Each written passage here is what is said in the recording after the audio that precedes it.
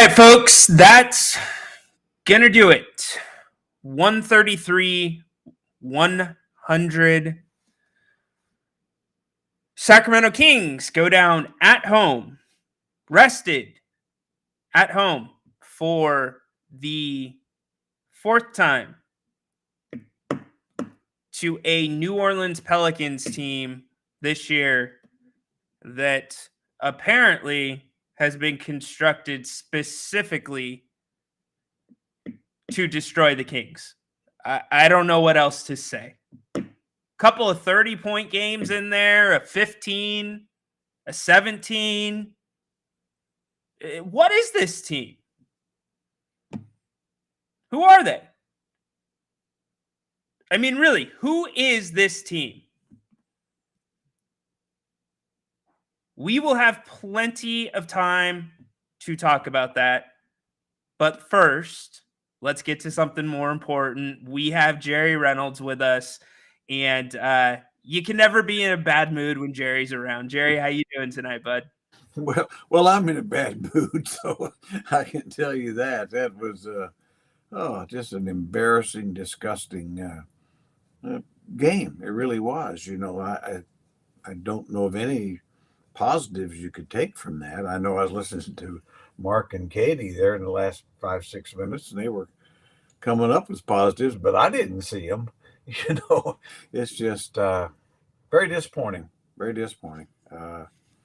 Like you said, who is this team? It's 20-14 is the record, I think, which that's a really good. It's but the stats tell you something different. When you're clearly have a win margin of minus probably about one a game or something, that's below a 50-50 team, and so all I know is that the Pelicans are just better. Just plain better, offensively and defensively.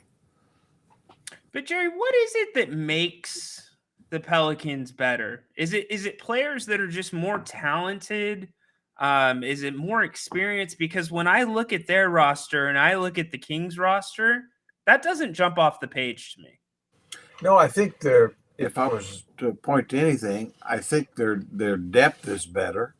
They're longer, and their wings are longer, athletic.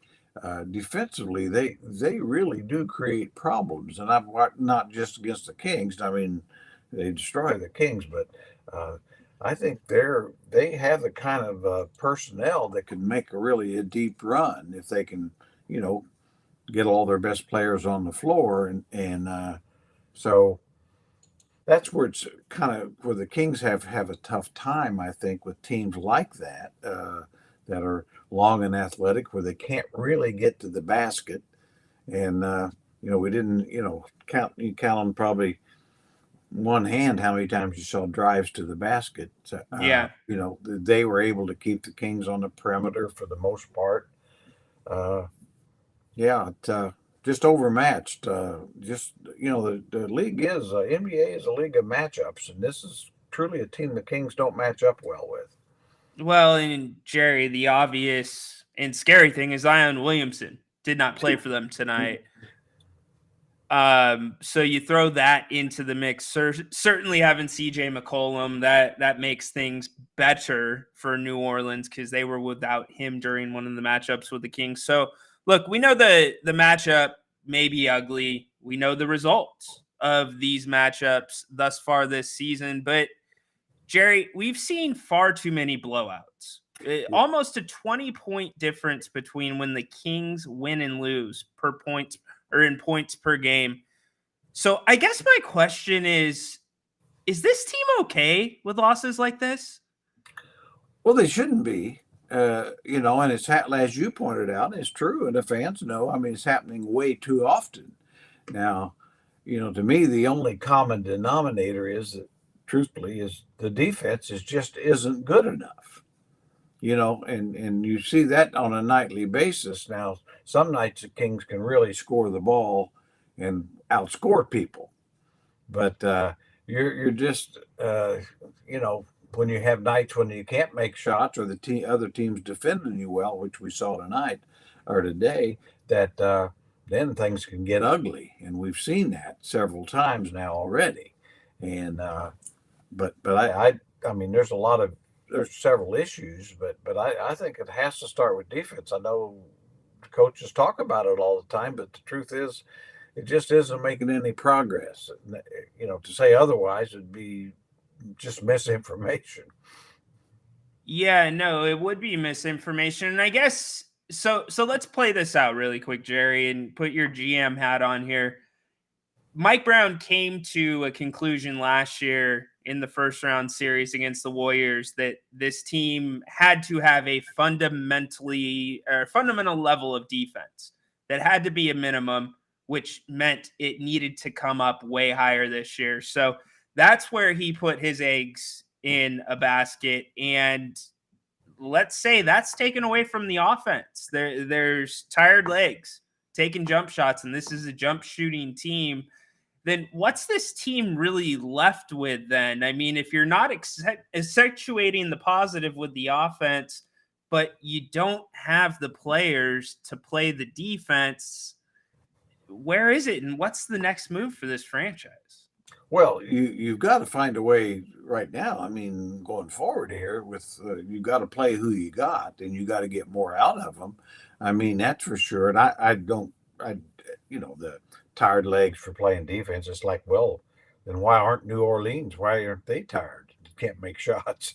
I mean, well, Jerry, Jerry. Actually, sorry, I don't mean to cut you off. The Kings aren't a hard team to guard defensively, are they? No, not really at all. And especially when they just play on the perimeter, and when they don't really try to play inside out. I think as we saw from the Pelicans tonight, I mean, they made a lot of threes, but they made a lot of threes and drives to the basket, dumping it inside, kicking it out for spot up shots. Yeah. The Kings offensively just aren't doing enough of that. They're consistently just settling for the first three that comes available very often. And so that's got to get better. But defensively, I don't. I mean, to me, every team plays the same number of games, and top players play the same number of minutes. So you can't use it excuses like, well, so and so's trying harder on defense, so that's going to affect his offense. Well, it might, but if that were the case, then there'd never be a championship team. All the guys would be. Yeah. I mean, I guess where I would come down on that is, if you want to find excuses, you'll get to find a lot more of them. Basically, yeah. It's just kind of a cop out, and I don't think the coaches are using that. But no, this team can play better defense than they are. That's for sure. And they did make some strides during earlier. They were moving up the chain a little bit. Yeah. But it did seem to hurt the offense. Now, I'm of an opinion that the offense has been affected more by scouting than anything. In other words, the Kings took teams by surprise last year. They weren't prepared for how quickly the Kings would get the ball inbound and push it and get easy baskets. And you're just not seeing much of that anymore.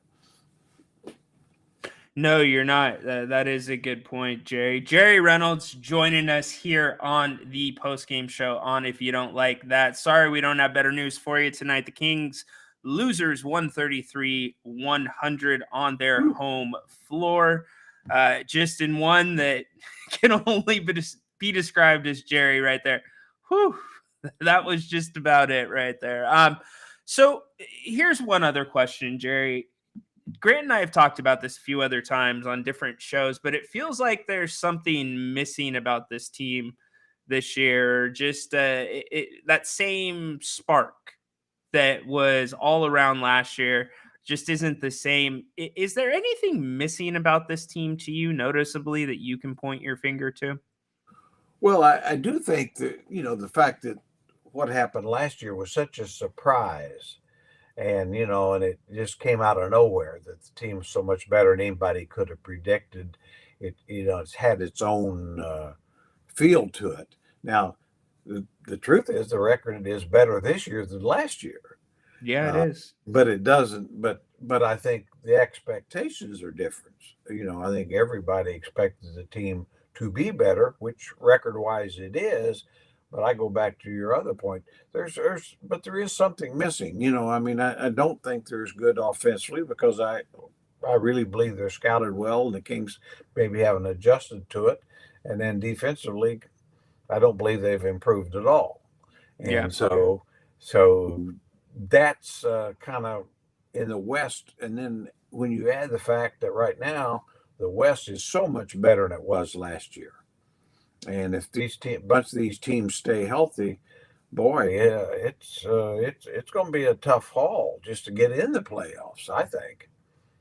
Yeah, I don't disagree with you. The West is absolutely loaded this year. So if you're Mike Brown right now, Jerry, what's the message to the team, and what's the tone of that message considering they've had so many bad blowout losses this season? I think he has to really stress that I'm going to have a quicker hook. If you come out of the gate uh, slow like this, from going forward, uh, we're gonna put different guys in. We're just not gonna wait for you to kind of play yourself into the game, and because, like I say, if like today, the game about three-fourths through the first quarter, I mean, you're already in a big hole, and so I that's the only thing I think he could do. I mean, obviously, I think with your Monty McNair, you're probably got to be thinking about we need to make some moves. We need a different. We certainly need more length and athleticism, Yeah. and so because I know he knows that he looks around the league, and when you look at you know, way Oklahoma City's playing, the Pelicans when they're healthy, of course, Denver, Minnesota, and of course the Clippers may be the best team in the whole league right at this moment. So, Yeah. I mean, there's a lot of things to reason to be scared, and that maybe the product that you have right now isn't quite good enough, to match up with the very best teams, and that you want to you want to contend, and I know Coach Brown talked about that. If you want to contend in the West, and it's hard to right now to say that you are a contender in the West. Do you think Monty overestimated his hand with this team running it back this year, or maybe a combination of underestimating the strength of the Western Conference because so many stars were hurt and out last year? Yeah, I think it's a little of both. I think Monty had reason to believe you could run it back. I think he probably thought Vesnikov would be a bigger factor, although I thought he Mm, was maybe a bright spot if there was one today. Uh, and I thought, the thinking was, well, we haven't improved much defensively, but this team will get better offensively, which it hasn't. So that was a surprise. But I also think, yeah, the fact that the West is what it is, and basically it's a lot healthier, and then you've got all this. So many of these teams have added pieces that have just made them better. When yeah. the James Harden to the Clippers, obviously, Beal to the Suns, even though he hasn't played a lot, but those are. I mean, of course, Minnesota, basically taken off from where they were last year after they got Mike Conley late.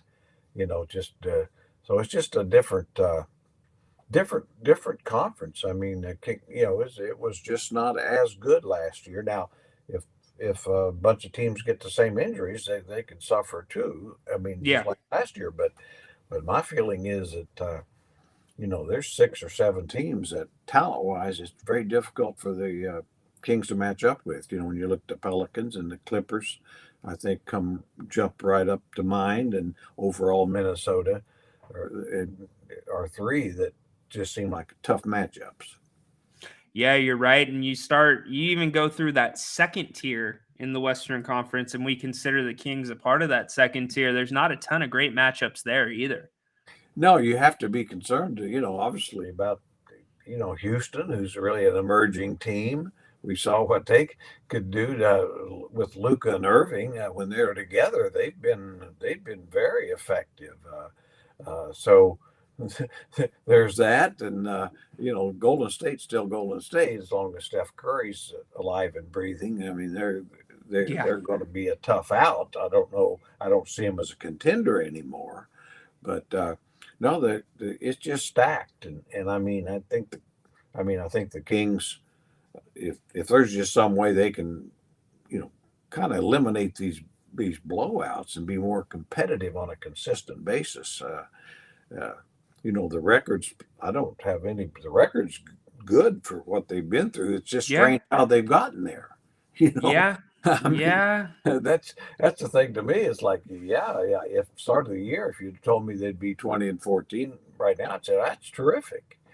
Yeah, well, they are, but it's not terrific because of just what Yeah. we've been talking about. The too many blowouts, and you Yeah. can't. Do you have a minute? Can I kind of give you some backstory here? Well, it's 20. Yeah.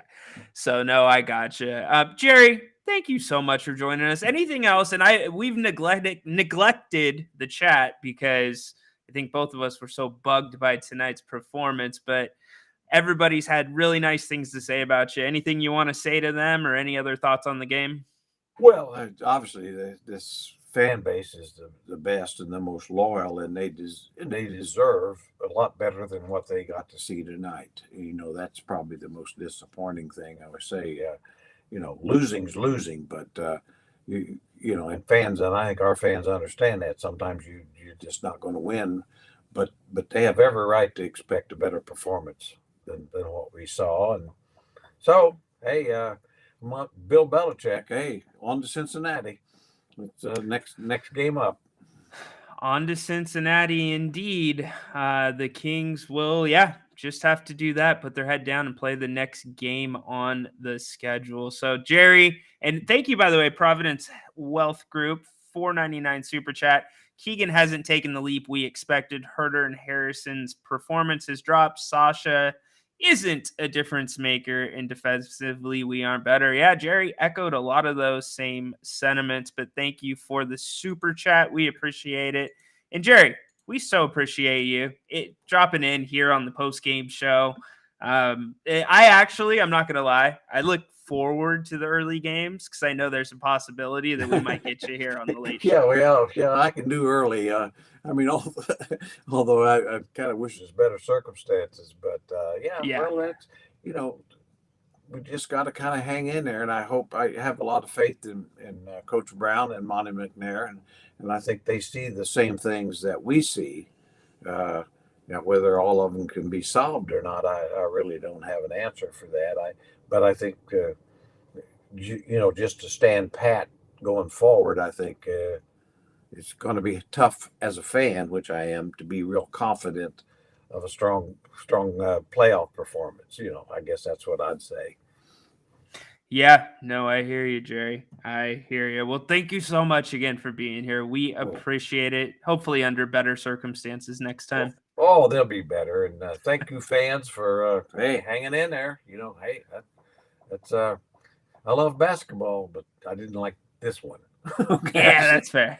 Just I didn't like this one. I like just basketball. not this one. Not this one. We'll just push that one to the side. Yeah, perfect. We'll start over next game.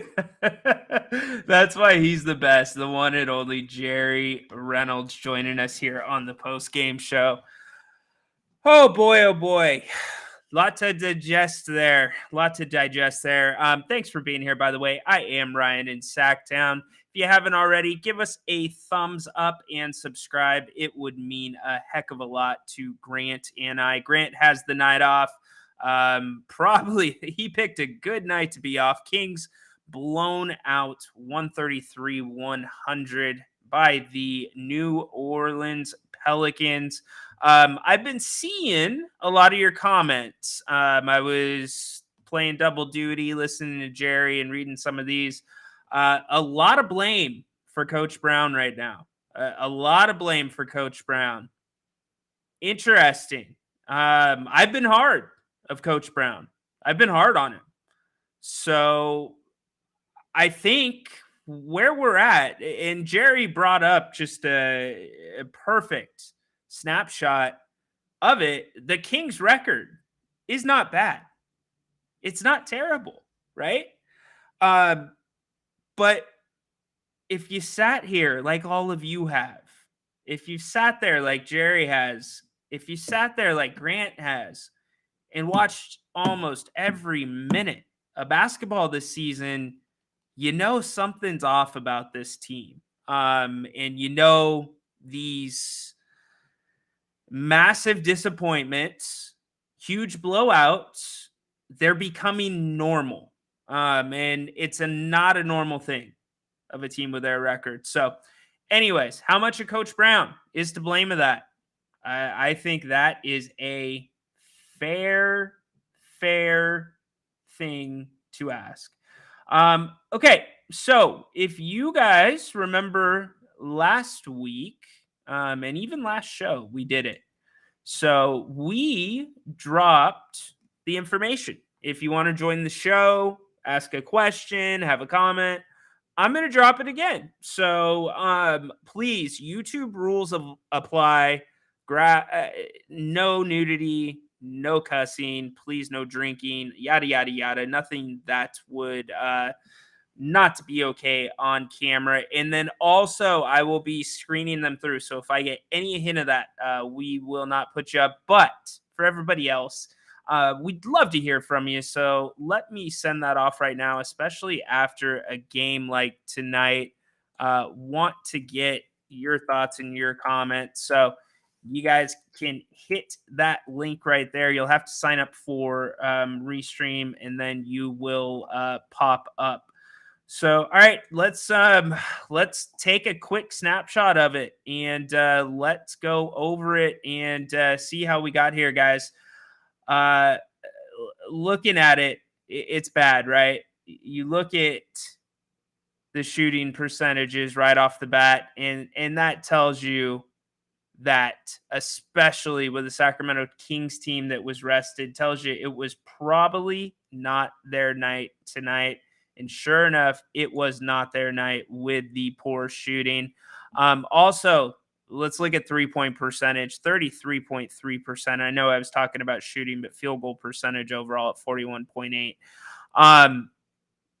Rebounds, just ridiculous, by the way. 60 to 30. See, like, that's not even just a bad night on the boards. That's like being put over the other team's knee and given a spanking. Like, bad. 60 to 30. Think about that. Still 27 assists for the Kings. 35 for the Pelicans. And granted, there was a quarter of garbage time here. Points in the paint, 48 for the Pelicans, 44 for the Kings. Points off turnovers, Kings did well there. Guys, look at that. Largest lead, 50 points. 50 points.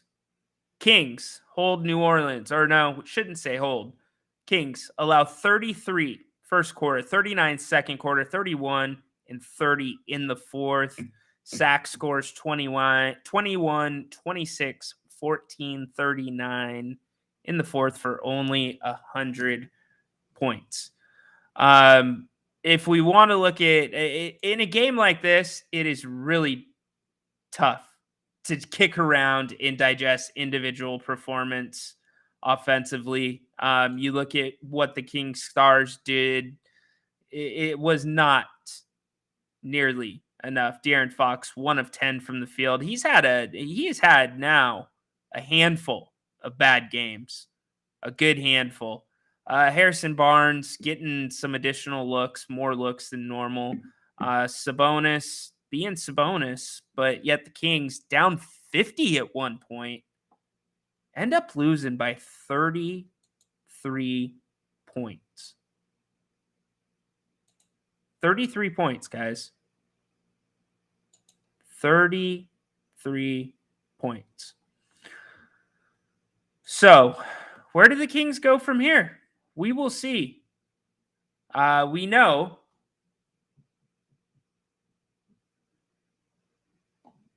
Sorry, are you guys there? It says that we lost our stream. Whatever it is, we know the Kings, they're going to bounce back. But this one, again, too big of problems there. And sorry about that, guys. We lost the screen for a second. Not sure why I did that. In the meantime, let's get to a quick call. Dash, what's up, man? Thanks for calling if you don't like that. How you doing, man? Not a great evening, not a great way to spend our Sunday as a Kings fan. But one of the things I've noticed when Kings go in these holes, we just make bad choice after bad choice. You know, throwing up threes, turnovers. We just don't know when to kind of play that half court offense game. I like the Mm-hmm. run and gun, that's our style, but sometimes when you're down, go make a good defensive stop. When you're coming back up, just take your time, set your offense, get a good pick. And we don't do enough pick and roll with Fox and Sabonis. I think if we want to use Fox's speed, which is one of his best assets, we don't run barely any pick and rolls with Fox and Sabonis, from what I've noticed. And sometimes to stop that bleeding when the other team is just spraying, that might be efficient because there's not many defenses that can stop Fox from going to the hole with a Sabonis pick. Um, it's just unfortunate. Len doesn't get any time against a real center like Valanciunas. That's I don't know what Mike Brown is seeing in practice or why that wouldn't be part of the plan at all during today's game. Even with the crazy lead, so unfortunate. Yeah, it is unfortunate. I appreciate it, Dash. Thanks for the call, man. A lot to unpack there by Dash. So many pieces to unpack. Let's talk about the half court sets offensively. The Kings, as the shot clock gets closer to zero, the Kings offense gets worse many times. Many times gets worse. Mike Brown has given them the green light to run and gun. That's what he wants. So you've asked, really, you have one guy, two guys, if you want to count Sabonis, that are creators and finishers. The rest are finishers. Keegan is trying to become in that category with the other two. But getting back to the point, when you only have two of those guys and you're asking three guys that are really good at finishing and not good at creating to make a play, it's really tough to do. So pick and roll, agree, needs to be more of it, but pick and roll is also dependent on how the other team is playing you. And defensively, yes, we know the Kings cannot string together stops. So good call by Dash. We appreciate it. All right, let's get to David. David, you're on with Ryan and Sacktown on if you don't like that. Ryan, do we hear each other? Yep, I got you. David, what's your question, buddy? So the interesting thing, the whole first half, the Pelican shots were all contested. So the like size really was like the main emphasis. 70 points is really too much. So think about possible. I know it's trade and stuff. Do you think like Kings need more changes, like trading 4 or 5 players or really change the first lineup? Except of course Knox and Murray. Yeah, good observation and good question. I appreciate it, David. I don't know what this team needs. Sometimes I sit behind this desk and think this team is a manageable piece or two away from making noise, serious noise in the Western Conference. And other times like tonight, when I look at 133-100 on your home court, fourth time against this team, third blowout by this team, or against this team. Times like this, down 50 at some point tonight, that I think blow it up. And when I say blow it up, like, don't be afraid of making a drastic move. Do we have PTSD because of Tyrese Halliburton? Ask yourself that as a Kings fan. Do you have PTSD about even considering or thinking about trading Keegan Murray because of how well and how good Tyrese Halliburton is and how he has changed Indiana's franchise? So think about that. So I think we do kind of have a little bit of it. I do. Even though it was a great trade for Sacramento, great trade. But look at how much better it made Sacramento. And so does another move that shocks the system like that, does another move like that need to be made to make this team take that next jump? It's a good question. It's why Monty McNair gets paid the big bucks.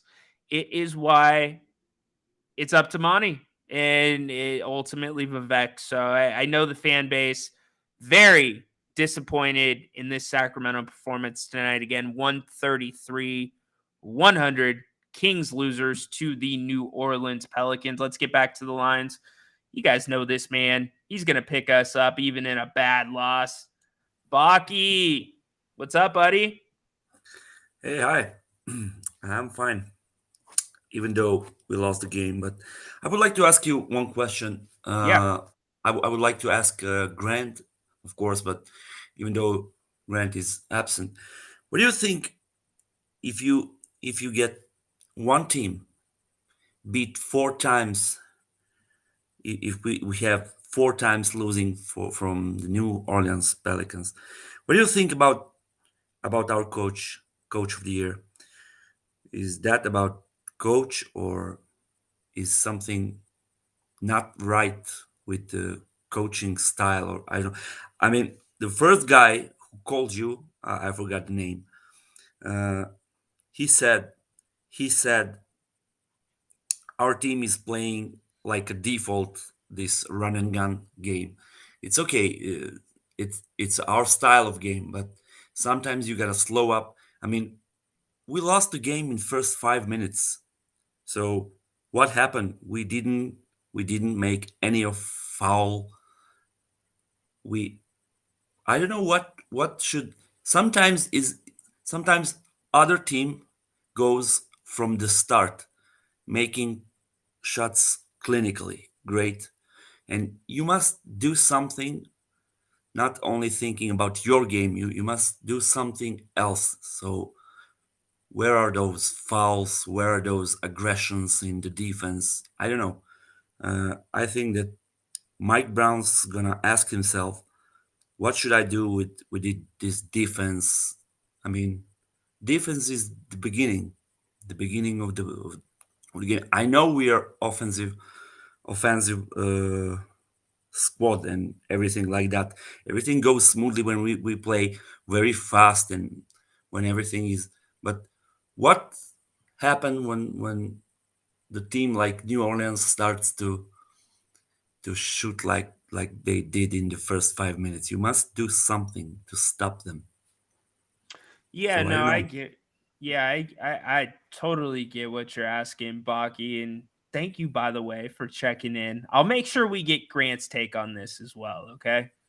It will be good. All right. Cool. So I'm gonna try to summarize this. I think Baki, he's talking about coaching. He's talking about approaches. He's talking about, look, this team smacked you around 3 times. Do something different, and you're not getting a different result. I also got a sense that Baki was talking about starts with this team. There's times where they're very targeted with their offense and very specific with what they're doing and who they're getting involved. And other nights, they're just tossing the ball around the perimeter. Um, I think there's questions of Mike Brown about, look, you're willing to call a really quick timeout to tell Keegan Murray, hey, make sure both of those heels are outside the charge line. Make sure of it, right? but you're not making an adjustment. What seems like an obvious adjustment, right? You're not making those for the benefit of your team. So why is everything just so hunky-dory, right? And I think Baky's he's trying to question the team a little bit, question Mike Brown's coaching. And I think that's a fair conversation to have, guys. Just because in Mike Brown, he is great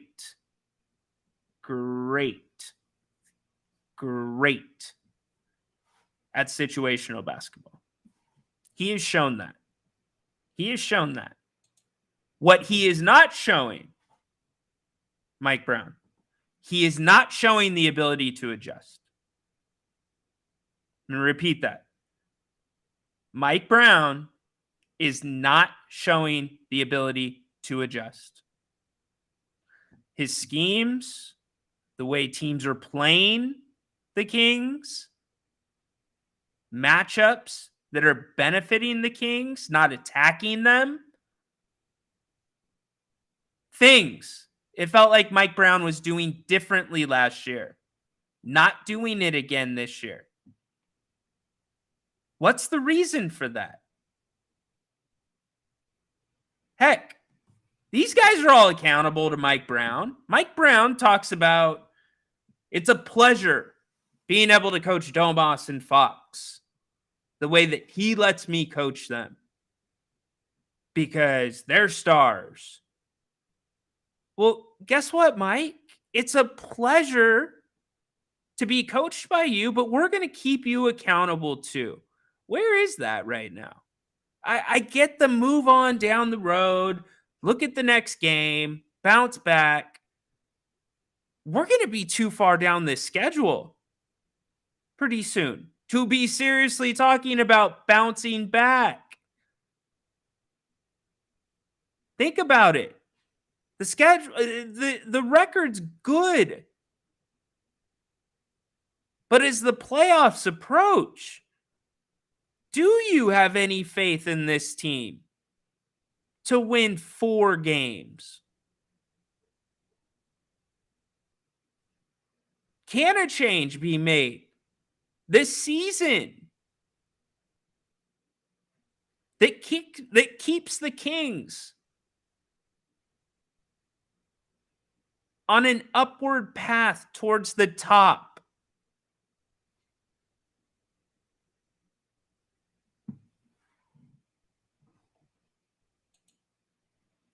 It's all fair and valid questions about this team, its coach. It's fair. So let's get back to the phone lines. He's been waiting for a second. We've got David. David, welcome to If You Don't Like That.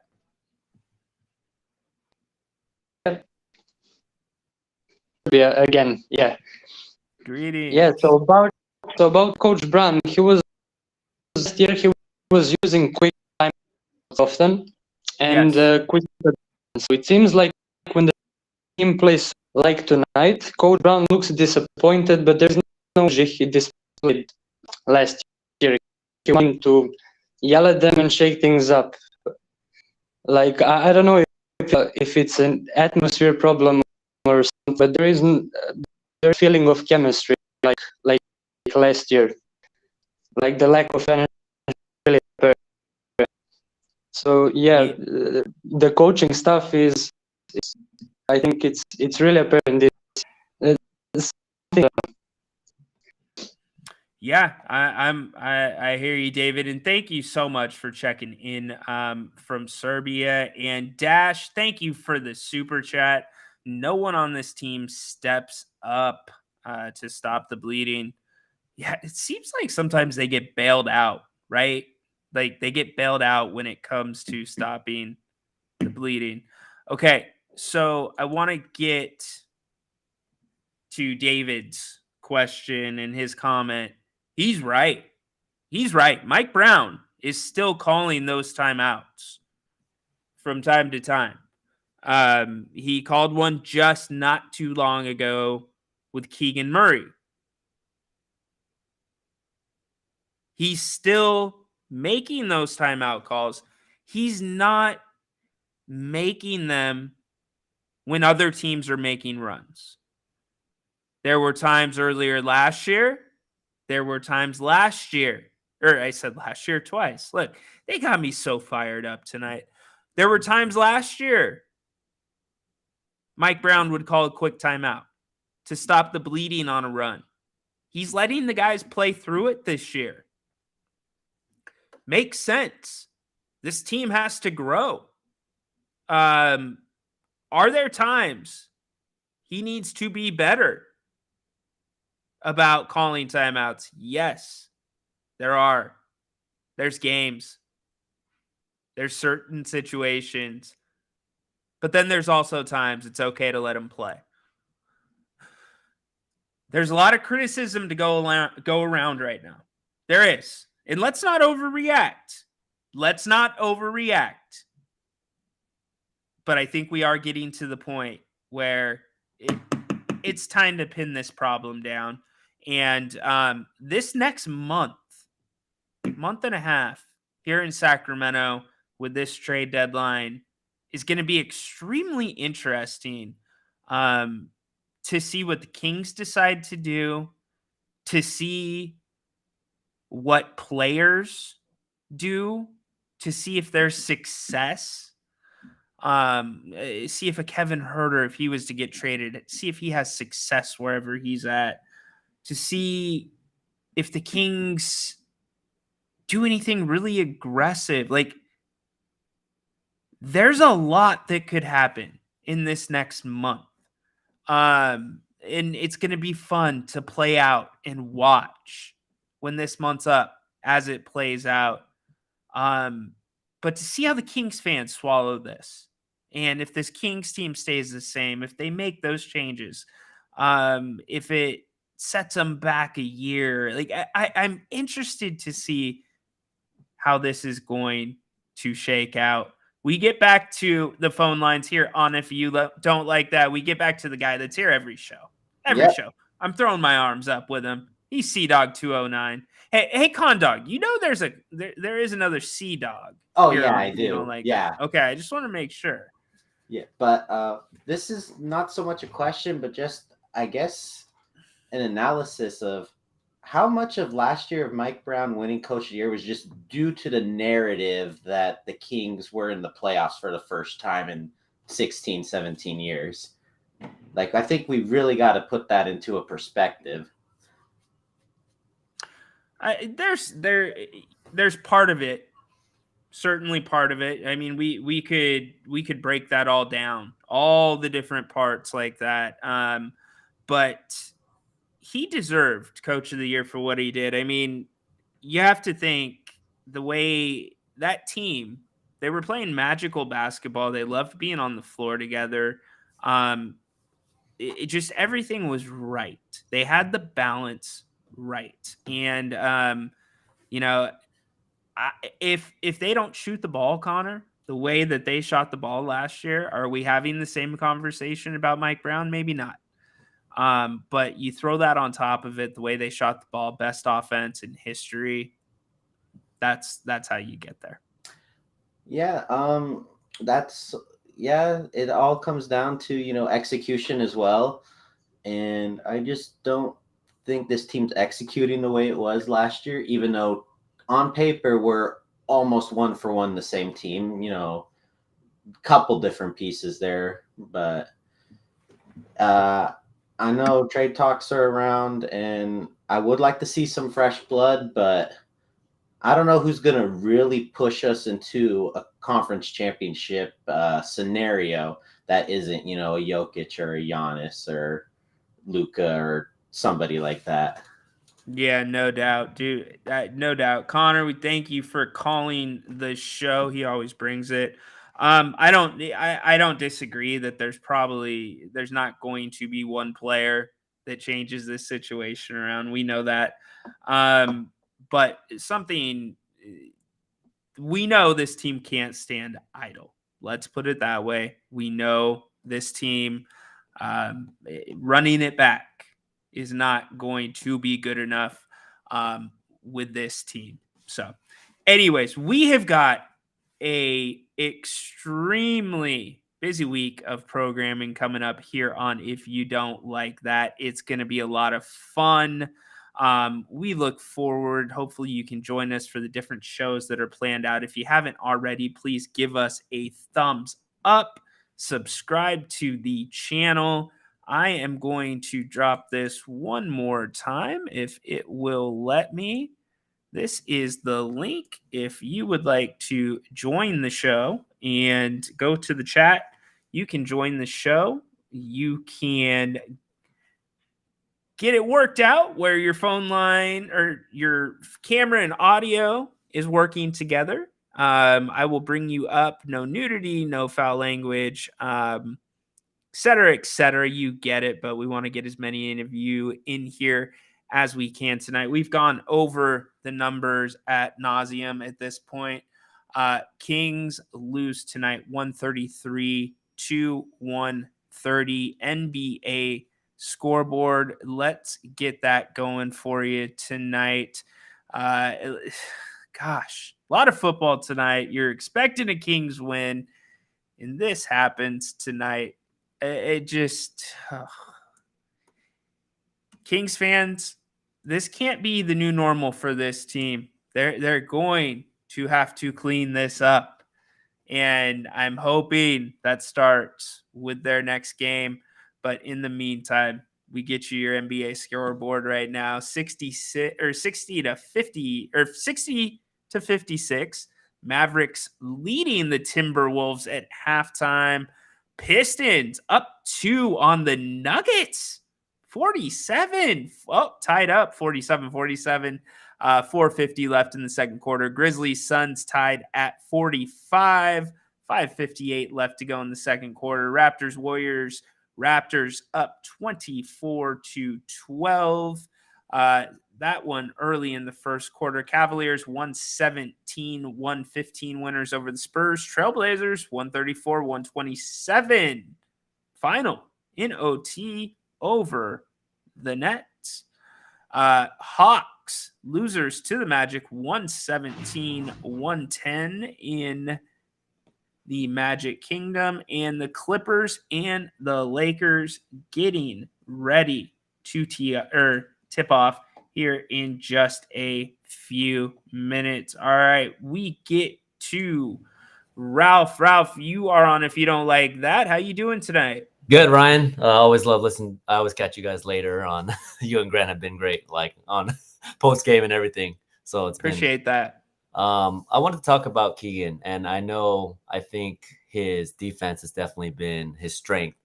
Do you think with a good sample size now are we going to attribute his or excuse his inconsistency with shooting because of the defensive role, or is there more going on there? What's your take on that?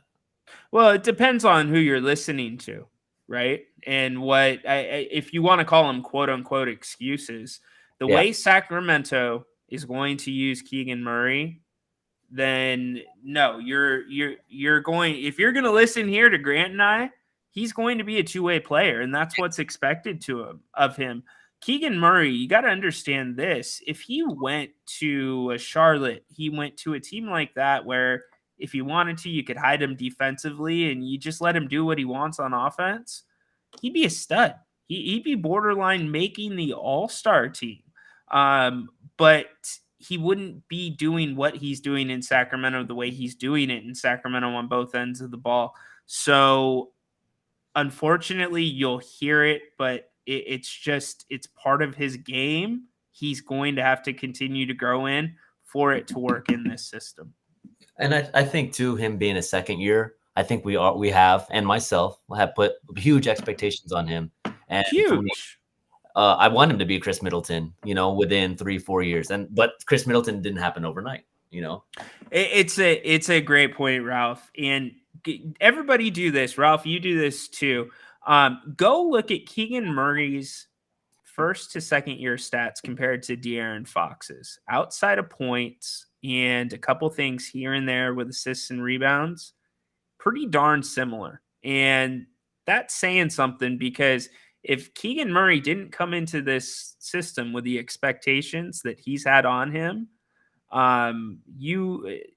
everybody's socks would be blown off by what he has done to this point. And I think everybody's still very much impressed with what he's done. And the ceiling, what's it going to be? And I think that's why it's so scary for Kings fans, the thought of losing him. My other question for you too is specifically with Herter. I think last season he played well. But I think it gets overblown with him playing. I think it was like 3 or 4 months, like half of the season at most, and then the All-Star break happened. Is he, in your estimation, is he just not even a rotational player at this point? He has stretches where he's good, and I know I like what I've seen on different social media on him looking at Duncan Robinson and his resurgence. Is he a rotational player in your mind, for us at least, or does he just need a fresh start somewhere else? I think as the Kings sit today, he's a rotational player. What he did tonight is what he can provide to you. And I know he got some extended run with the blowout, but I think the other thing with Kevin, you have to understand, he's going to be just fine if he goes somewhere else and plays. I think that there's a lot being asked of this Sacramento. Anybody that steps into this 2-guard position in Sacramento, there's a lot being asked of you. You're stepping into it's a different offense. Think about Jimmy Graham when he was catching touchdowns every single night for the Saints, and then he goes to Seattle and he barely gets any targets. That's what it's going to feel like for a lot of 2-guards in this offense playing next to De'Aaron Fox and Keegan Murray. 100%. All right. Thanks, Ryan. You're welcome. Thanks for checking in, Ralph. We appreciate you. All right. We're going to wrap this thing up. No use of keeping this thing going. I appreciate each and every one of you. Look, it's a bad loss. We look forward to getting Grant's thoughts on it. Jerry gave you his thoughts. Take it for what it is, but stay tuned. See what this team's going to do. It's going to be fine. It's going to be fine. The sun's coming up. This team's above 500. This team's healthy. Things are fine. So for now, think about lighting the beam the next time. Go enjoy the football game right now. I don't know the score of it. And we'll break this thing down tomorrow. We'll talk about it with Grant. We'll go from there, and we figure out what the Kings do as they head out. Getting ready to be the road warriors. So, all right. Thank you all for being here. I appreciate it. Grant's back next show. Thank you so much. Light the beam. Have a great night, y'all.